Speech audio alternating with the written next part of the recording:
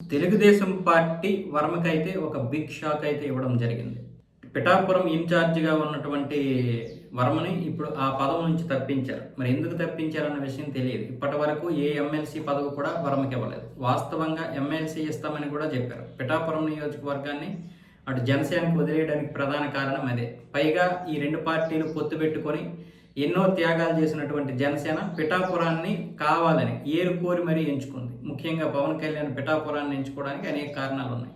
వర్మ కూడా అధిష్టానం చెప్పిన విధంగానే చంద్రబాబు నాయుడు మాటకి గౌరవం ఇచ్చి అక్కడ రెబల్గా మారకుండా ఇటు జనసేనకి సపోర్ట్ చేశాడు. గెలిచిన తర్వాత జరిగిన పరిణామాలు మనం చూస్తూనే ఉన్నాం. ఈ మధ్య జరిగినటువంటి వాగ్వాదాలు, వైసీపీ మాజీ ఎమ్మెల్యే ఆయన మీదకి దూసుకురావడం, అలాగే ఇటు జనసేన నాయకులు చంద్రబాబు నాయుడు ఫోటో లేకుండా కేవలం జనసేనకు చెందినటువంటి నాయకుల ఫ్లెక్సీలతోటే ఏర్పాటు చేసుకుంటూ సభలు సమావేశాలు ఏర్పాటు చేస్తున్నారని చెప్పడం, ఇవన్నీ చూసిన తర్వాత మొన్న మీటింగ్లో కూడా చంద్రబాబు నాయుడు నియోజకవర్గ స్థాయి అధికారులుగా ఉంటూ ఈ విధంగా, అధికారులు కాదు నాయకులుగా, నియోజకవర్గ స్థాయి నాయకులుగా ఉంటూ ఓపిక లేకుండా, సహనం లేకుండా ఇష్టం వచ్చినట్లుగా మీరు అక్కడ తగువులు ఆడుకోవడం, దెబ్బలు ఆడుకోవడం అనేది కరెక్ట్ కాదు అన్న విధంగా చేపట్లు కూడా పెట్టారు. మరి ఆ ఎంక్వైరీలో అంటే టీడీపీ అధిష్టానం చేసినటువంటి ఎంక్వైరీలో వరందే తప్పు అన్నట్లుగా ఇప్పుడు పార్టీ వర్గాలు అయితే చెబుతున్నాయి. అందుకే ఇప్పుడు ఇన్ఛార్జ్ పదవి నుండి తప్పించారని కూడా చెప్తున్నారు.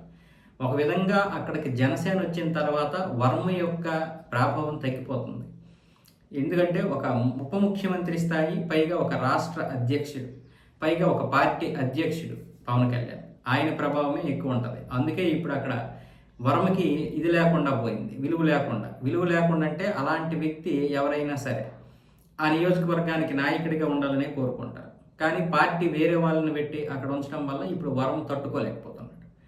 దానివల్ల చిన్న చిన్న తప్పులు చేస్తే చేయొచ్చు కాక ఎవరికైనా ఆ నొప్పి ఉంటుంది. కానీ ఇప్పుడు పవన్ కళ్యాణ్ని తప్పు పట్టలేంగా ఎన్నో స్థానాలు కోల్పోయాడు ఆయన. అంటే ఈ పొత్తుని బలంగా ఉంచడం కోసం, ఈ పొత్తు ఎలాగైనా సరే ఉండాలని బీజేపీ, జనసేన, తెలుగుదేశం ఈ మూడు పార్టీలను కలిపి ఉంచడానికి చాలా స్థానాలని ఆయన కోల్పోవడం అంటే వదులుకోవాల్సి వచ్చింది.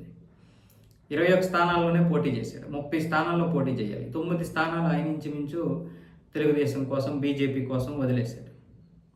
ఇటువైపు ఏమొచ్చేసి వర్మ ఏమో ఆయన యొక్క ప్రభావాన్ని కాపాడుకోవడానికి, తన ప్రభావాన్ని చూపించుకోవడానికి ప్రయత్నాలు చేసిన అక్కడ పవన్ కళ్యాణ్ చరిష్మా ముందు ఇవన్నీ తేలిపోతున్నాయి. అందుకే ఒక పార్టీలో ఈ స్థాయికి వచ్చినటువంటి నాయకుడు సడన్గా ఇప్పుడు ఇంకొక పార్టీ వల్ల తన ఇది పోతుందంటే తట్టుకోలేడు. కానీ ఇంకొక మార్గం అయితే లేదు వర్మకి.